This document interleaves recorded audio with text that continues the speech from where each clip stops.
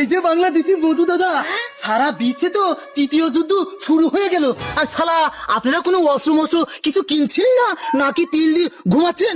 আপনাদের দেশে নাই কোনো মিসাইল, নাই কোনো আকাশ প্রতিরক্ষা, নাই কোনো আয়রন ডোম, তাও কোনো আপনাদের চিন্তা ভাবনাই নেই, নাকি তিল দিয়ে ঘুমাচ্ছেন? শালা নিন আমাদের কাছ থেকে কিছু অস্ত্র টস্ত্র কিনে রেখে দিন, আপনাদের দেশকে রক্ষা করুন। আর আপনাদের দেশকে রক্ষা করার জন্য আমাদের কাছ থেকে কিছু অস্ত্র কিনে রেখে দিন, বুঝতে পারলেন নাকি? শালা আপনাদের তো তেল দিয়ে অস্ত্র বেচতে হবে কেন? আপনারা তো ইচ্ছা করেই এগুলো কিনতে পারেন নাকি?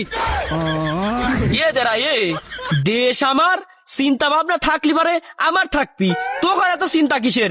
আমার ঘরে দেশে কিনা মিসাইল মারে না মারে সেটা আমরা দেখি নেবো নে, আমার ঘরে আকাশ প্রতিরক্ষা আছে কিনা আছে সেটা আমরা বসবো নে, তোর ঘরের কাছ থেকে কিনা লাগবে কে?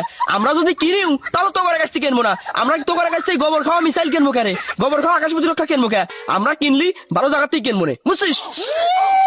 তৃতীয় বিশ্বযুদ্ধ শুরু হয়ে গেছে রে শালা, কোন দেশে মিসাইল আকাশ প্রতিরক্ষা নেই, আমাদের কাছ থেকেই তোদেরকে কিনতে হবে। সব আগে থেকেই বুকিং হয়ে রয়েছে শালা, আমাদের কাছ থেকে নে।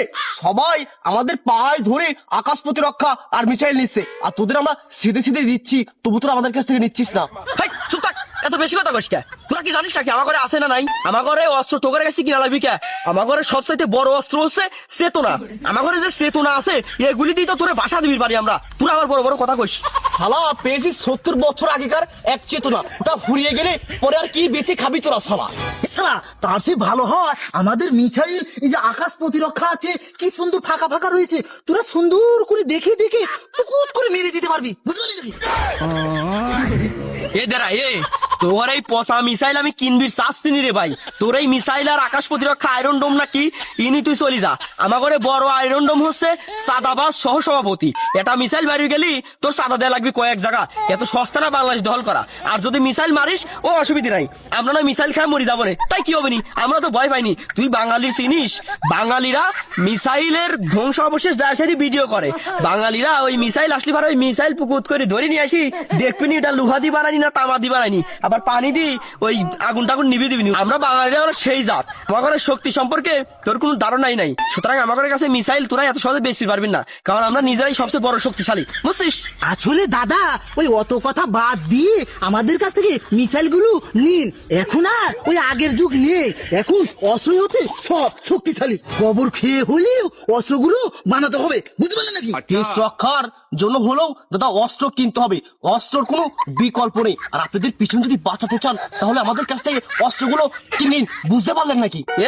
নেদি আমার ঘরে পিছন বাঁচানি চিন্তা তো করে করা লাগবে না, আমার ঘরে পিছন আমরা ঠিকই রাখবো না। আর যদি দেখি যে খুব বেশি ঝামেলা হচ্ছে, ওই তো কিং জং উং কাকু আছে না, ওই কাকুর সাথে এটা আলোচনা করি দুই একটা অস্ত্র নিয়ে আসি রাখি দেবো না, ওগুলি যথেষ্ট। কথাটা বুঝছিস? এখন এই মিসাইল না তো করে পিছনে নি, তোরা চলি যা।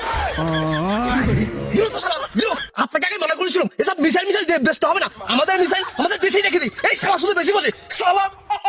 যাই হোক দাদা, আমাদের কাছ থেকে তো ওই মিসাইল নিলেন না, আমাদের উইয়ার ক্রিয়েটিভিটি ইউটিউব চ্যানেলটা সাবস্ক্রাইব করে দিন। আরে মিসাইল ধর, বাংলাদেশ সারাদের একটা মেরে পরীক্ষা করে দেখি, ধরুন ধরুন।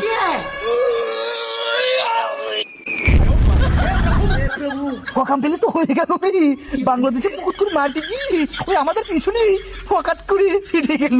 ওই আমাদের আয়রন ডোমটা কোথায় রে? দাদা ওই আপনার পাশে আছে, তাড়াতাড়ি আকাশ প্রতিরক্ষা দিয়ে এই মিসাইলটা ঠেকান। আর সব আপনাকে আগেই মানা করে দিও। পেয়েছি পেয়েছি, তাড়াতাড়ি ওঠ, পলা পাছাটা একটু বাঁচাই, ধরুন ধরুন, যাতে পাছাই যাতে না পড়ে। চলুন দূর দে, আমার ভুল হয়েছে।